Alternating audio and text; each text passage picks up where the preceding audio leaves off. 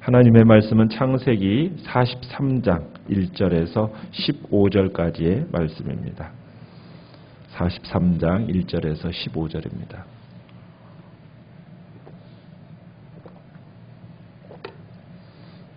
(43장 1절) 제가 먼저 읽겠습니다.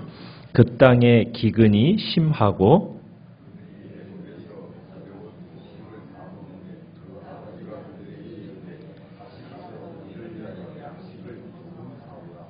유다가 아버지에게 말하여 이르되 그 사람이 우리에게 엄히 경고하여 이르되 너희 아우가 너희와 함께 오지 아니하면 너희가 내 얼굴을 보지 못하리라 하였으니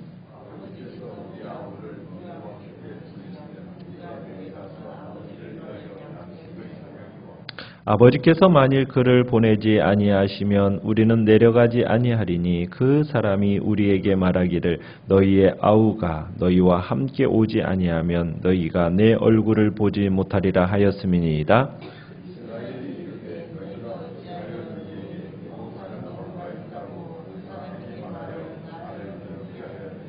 그들이 이르되 그 사람이 우리와 우리의 친족에 대하여 자세히 질문하여 이르기를 너희의 아버지가 아직 살아계시느냐 너희에게 아우가 있느냐 하기로 그 묻는 말에 따라 그에게 대답한 것이니 그가 너희의 아우를 데리고 내려오라 할 줄을 우리가 어찌 알았으리까.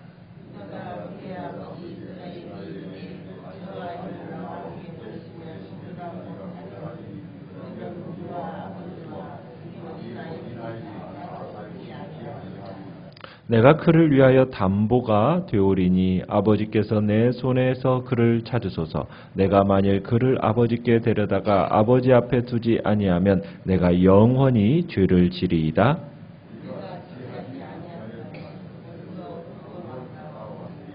그들의 아버지 이스라엘이 그들에게 이르되 그러할진대 이렇게 하라. 너희는 이 땅의 아름다운 소산을 그릇에 담아가지고 내려가서 그 사람에게 예물로 드릴지니 곧 유향 조금과 꿀 조금과 향품과 몰약과 유향나무 열매와 감복숭아이니라.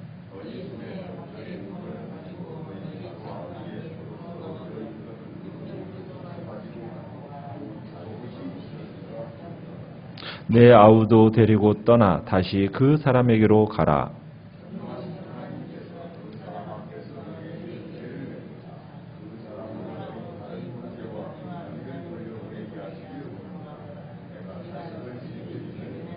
같이 읽습니다. 그 형제들이 예물을 마련하고 갑절의 돈을 자기들의 손에 가지고 베냐민을 데리고 애굽에 내려가서 요셉 앞에 서니라. 아멘.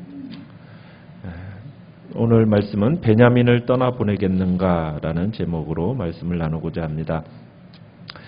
야곱이 이제 베냐민의 동행을 허락하지 않은 관계로 인해서 나머지 형제들은 볼모로 잡혀있는 시므온을 구하러 가지 못한 채 가나안에서 계속 생활을 하게 됩니다. 가나안에도 기근이 계속되었고 1절에 보면 그 땅에 기근이 심했다라고 표현을 하고 있습니다. 애굽에서 사온 식량, 그 식량도 어느덧 동이 나버렸죠. 야곱이 절대 베냐민을 애굽으로 보낼 수 없다고 단호하게 말했기 때문에 어떻게 되면 지속되는 기근 속에서 지금 애굽으로 갈 수가 없었던 겁니다.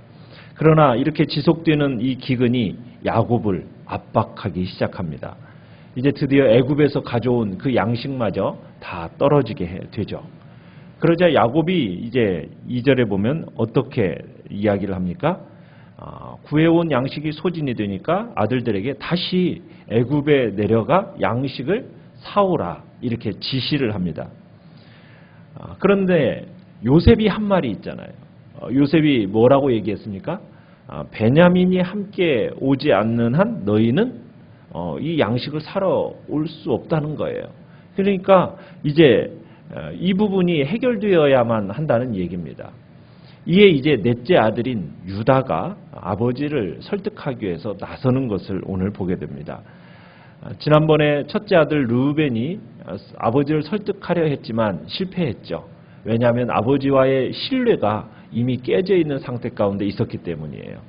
거기다가 시므온은 둘째 아들인 시므온은 갇혀 있고 또 셋째 아들인 레위도 어떻게 보면은 세겜 살육 사건을 주동한 인물로서 아버지로부터 어떻게 보면 신뢰가 깨져 있는 상태입니다.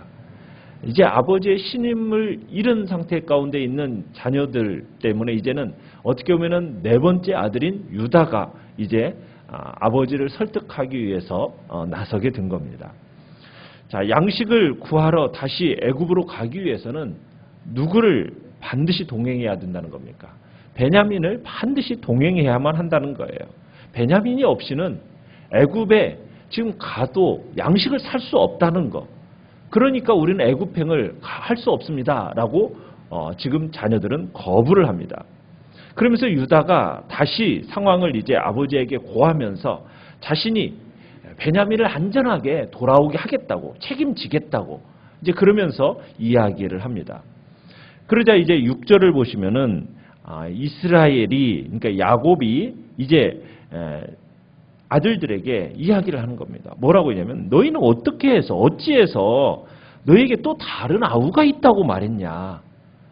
그 사람에게 왜 이 말을 해가지고 나를 괴롭게 하느냐? 이렇게 이제 따지죠. 야단을 칩니다.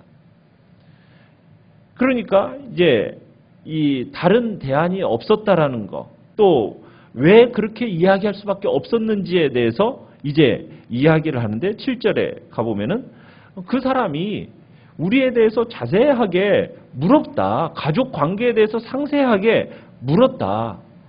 그 물은 것을 따라서 그냥 얘기한 것뿐이다. 아버지가 살아계시냐? 그래서 살아계신다고 했고, 그 다음에 동생이 있느냐? 그랬길래 동생이 있다라고 대답한 것뿐이다. 그 사람이 얘기하는 것을 따라 얘기한 거지 우리가 뭔가를 얘기하려고 한 것이 아니다라고 이제 얘기를 하는 거죠. 그러면서 베냐민을 그렇게 데려가는 것 이외에는 지금 다른 방법이 없습니다. 그러면서 이제 아버지 야곱에게 압력을 행사하는 거죠. 그러면서 8절에 그런 얘기를 합니다. 만약 아버지께서 베냐민을 데리고 가도록 애굽으로 다녀오도록 허락만 하셨다면 우리가 벌써 2번이나 갔다 왔을 거고, 그리고 이제 8절에 그런 얘기합니다. 그러면 우리와 아버지와 우리 어린 아이들이 다 살고 죽지 아니할 것입니다. 이 말을 덧붙입니다. 그러니까 온 가족을 살릴 수 있는 길은 딱 한 가지. 베냐민만 데리고 애굽으로 가면 되는데 그 길밖에 없는데 지금 우리 아버지, 자식들 3대를 이야기를 하면서 당신 아버지 야곱이의 이 우유부단함이 3대가 다 죽을 수 있는 그 위협 속에 지금 있습니다. 그러면서 지금 아버지에게 지금 이 적극 얘기를 하는 거죠. 참 우리는 여기에서 이제 유다를 한번 살펴보게 됩니다. 유다가 지금 자기 아들들의 생명을 담보로 내놓았던 르우벤을 대신해서 어떻게 보면은 자신의 생명을 이제는 담보로 내놓겠다는 거 얘기하는 것을 보게 돼요. 9절에 가보시면 내가 그를 위하여 담보가 되오리니, 유다가 자신이 뭐가 되겠다는 거예요? 담보가 되겠다는 겁니다. 책임을 지겠다는 거예요. 그래서 내가 베냐민을 반드시 다시 데리고 오겠습니다. 그러면서 약속을 하는 거예요. 그 전까지만 하더라도 동생 요셉이 어떻게 되든지 상관없이 요셉을 팔자고 제안했던 사람이 누굽니까? 유다예요. 또 며느리 다말의 인생이 어떻게 되든 망가지든 상관없이 자기만 생각했던 사람이 누굽니까? 바로 이 유다예요. 그런 유다가 이제는 지금 어떻게 나서고 있는 거예요? 온 가족을 살 방도를 구하면서 베냐민의 신변에 대해서 자기가 책임지겠다라고 지금 하는 모습을 우리가 보게 되는 겁니다.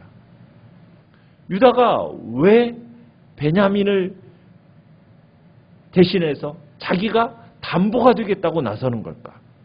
지금 이 상황이 누군가가 희생하지 않으면은 지금 이 어려운 문제를 해결할 수 없으니까 그러는 거예요.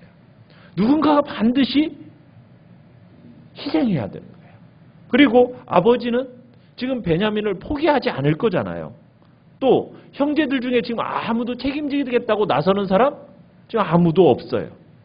그렇다고 해서 애굽에 있는 요셉이 지금 총리의 마음이 바뀔 가능성이 있습니까? 없잖아요. 그러니까 지금 누군가의 희생이 요구되어지는 거예요. 그때 지금 유다가 자기가 희생을 하겠다고. 그래야만이 이 집안을 살릴 수 있겠다라는 그 생각 가운데서 자기의 모든 것을 걸고 지금 가족을 살릴 수만 있다면 그렇게 하겠다고 지금 결단하면서 나아가는 겁니다. 유다의 희생을 볼 수 있는 거죠. 유다의 희생은 가족을 구원하겠다라는, 기근으로부터 구원하겠다라는 충정에서 나온 이야기입니다. 결국 유다의 이런 결단이 야곱의 마음을 움직이게 됩니다. 사랑하는 성도 여러분, 어떤 선한 일을 이루는 데는 희생이 감수가 됩니다. 공동의 유익을 추구하는 데 있어서 어떤 용감한 자가 필요한 거예요. 그런 사람이 지도자입니다. 그 공동체를 이끌고 가는 지도자로서의 자격이 있는 거예요. 오늘날 이 시대 속에서는 무엇이 선한지는 알고 있지만 그러나 무엇이 없습니까? 희생하려는 사람들을 찾기는 어려운 시대를 살고 있어요. 우리 교회 안에도 마찬가지입니다. 우리 공동체의 유익을 위해서 하나님의 선하신 뜻을 이루기 위해서 자신을 희생할 수 있다라는 용기 있는 사람이 필요한 겁니다. 우리가 그런 사람이 되기를 원하고 하나님의 그 선하심을 위하여서 하나님 앞에 자신을 기꺼이 희생하는 자로 나아갈 때 그 공동체에는 큰 축복이 나타나게 되는 겁니다. 자, 자식들의 요구를 완강히 거부하던 이 야곱, 결국은 굶어 죽지 않으려면 다시 아들들을 애굽으로 보내야만 되는 거예요. 곡식을 사와야만 되는 겁니다. 그런데 베냐민을 데려가지 않는 한 결코 식량을 살 수 없다라는 것을 인정하고 이제 그들과 함께, 그 형들과 함께 베냐민을 보내기로 이제 결정을 합니다. 자, 11절에 가보면 그런 얘기가 이제 뭘 또 보냈느냐면 가나안의 토산품들 중에서 가장 좋은 것들을 이제 가져가도록 합니다. 그런데 거기에 보면은 향품과 몰약이라는 것도 들어가 있어요. 이것은 가나안 땅에는 없는 겁니다. 다른 나라에서 수입한 물건이에요. 그러니까 이것까지 선물로 가져가도록 하겠다라는 것은 어쨌든 애굽 총리의 환심을 사게 했다라는 이야기가 있는 겁니다. 또 뭘 또 더 가져가도록 합니까? 12절에 보면은 갑절의 돈을 가져가도록 하죠. 왜요? 지난번에 무슨 일이 있었습니까? 돈을, 그 자루에 돈이 다시 들진 채 가지고 왔었거든요. 그러니까 혹시나 불미한 일이 생기지는 않을까 싶어서 돈을 배로 준비를 하는 겁니다. 혹시나 이 까다로운 애굽 총리의 이 환심을 사기 위해서 어쨌든 최선을 다하는 모습을 보게 됩니다. 그런데 이렇게 최선을 다하지만 그 마음은 어때요? 불안해요. 불안하니까 야곱은 어떻게 얘기를 합니까? 우리 14절을 같이 한번 읽어보겠습니다. 14절 시작. 전능하신 하나님께서 그 사람 앞에서 너희에게 은혜를 베푸사 그 사람으로 너희 다른 형제와 베냐민을 돌려보내게 하시기를 원하노라. 내가 자식을 잃게 되면 이르리로다. 야곱은 그 마음의 불안한 마음을 어찌할 수가 없는 겁니다. 그러면서 자신을 이제는 어떻게 하는 거예요? 하나님 앞에 다 맡기는 것을 보게 돼요. 모든 것을 맡기는 것을 보게 돼요. 그리고서는 위대한 결단을 내리는 거죠. 이르면 이르리로다. 자, 그런데 야곱이 사랑하는 막내 아들 베냐민을 보내기로 결심하는 결정적인 이유는 무엇이겠습니까? 유다의 어떤 간곡한 설득, 유다 자신이 담보로 내겠다는 어떤 희생적인 결단도 중요한 역할을 했겠지만, 그러나 야곱이 이런 결정을 내리는 데 있어서 결정적인 이유는 누구에 대한 신뢰예요?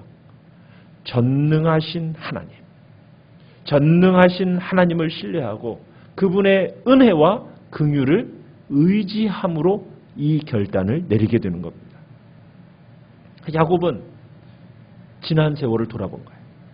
지금까지 이때까지 나와 우리 가족들을 보살펴 주신 분이 누구인가? 그분은 전능하신 하나님. 그래, 이 전능하신 하나님이 은혜를 베풀어 주셔야만이 우리의 아들들이 안전하게 돌아올 수 있다. 이 사실을 잘 알고 있었던 거예요. 그래서 막내 아들을 보내면서 지난날 자신의 위기 가운데 처해 있을 때마다 누가 하나님이 찾아오셔서 자신을 만나주시고 그 전능하신 하나님께서 그 모든 일들을 해결해 주셨던 것처럼 이번의 모든 문제도 누구에게 내어 맡기는 거예요? 하나님께, 전능하신 하나님께 그 결과를 내어 맡기는 겁니다. 그러면서 자신이 가지고 있었던, 어떻게 보면 하나님 앞에서 자신의 뜻을 포기하고 하나님의 뜻에 모든 것을 내어 맡기는 거예요.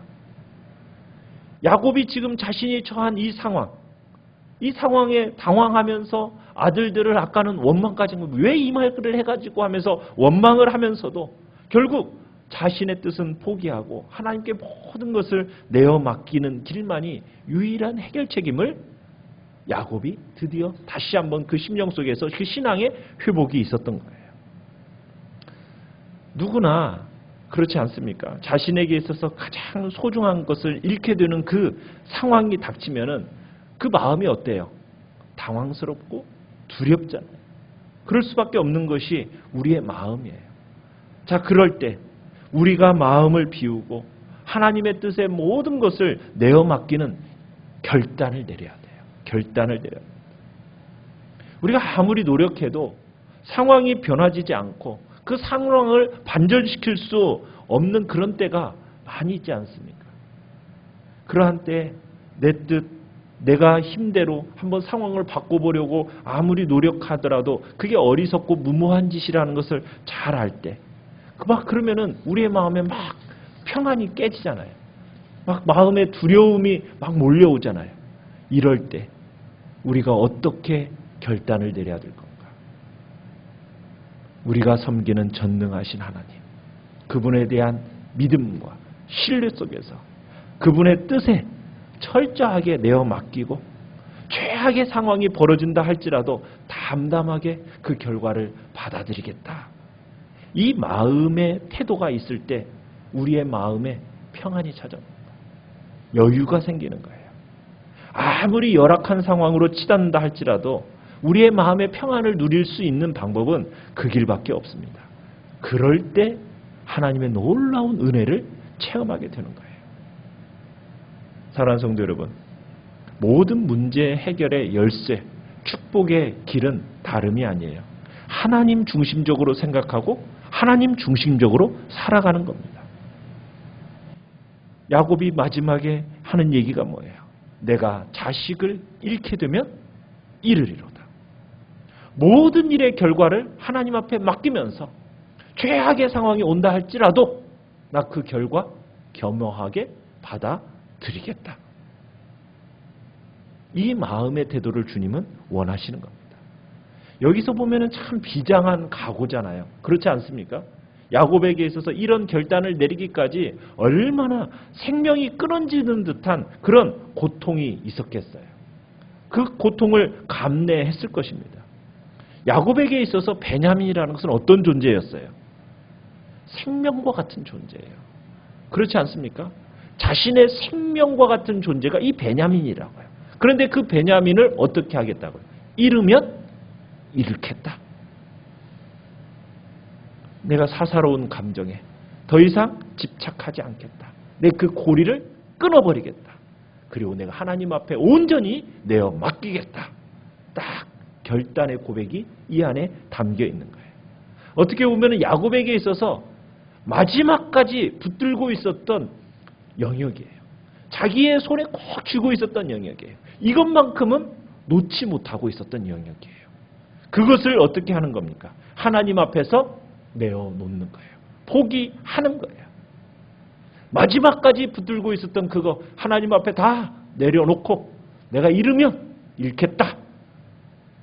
그러면서 하나님의 그 전능하신 하나님 앞에 딱 내어 맡기고 나아갈 때 하나님의 구원의 역사는 그때 나타나는 겁니다. 그때 온 가족이 기근으로부터 구원함을 얻고 죽었다고 생각했던 요셉을 만나게 되는 놀라운 경험을 하게 되는 겁니다. 혹시나 여전히 우리가 부여잡고 있는 그 부분이 있습니까? 아직도 하나님 앞에 온전히 내어 맡기지 못하고 아직도 내가 부여잡고 있는, 내가 삶의 주도권으로 부여잡고 있는 그 부분을 이 시간 하나님 앞에 내어놓고 넘기기로 결단하는 시간이 되시기를 간절히 바랍니다. 하나님 앞에 맡기지 못했던 나의 베냐민, 그게 무엇일까? 이 시간 나의 베냐민을 하나님의 손에 온전히 맡기기로, 그리고 결단하고 주님 앞에서 내가 전능하신 하나님만 붙들겠다고 모든 것을 주님께 맡기고 주님의 일하심을 기다릴 줄 아는 믿음, 이 시간 달라고 기도하며 나가시기를 간절히 바랍니다. 이 시간 주님 앞에 말씀을 생각하면서 기도하시고요. 그리고 또 이제 이번 주부터 시작되는 전도 학교를 위해서 기도해 주십시오. 또 이제 이번 주 원로 목사님 돌아오시는데 마지막까지 선교행 잘하고 돌아오시도록 위해서 기도해 주시고, 주께서 연약한 자들 또 건강함으로 붙들어 달라고 기도해 주시기 바랍니다. 주여 세 번 부르짖으면서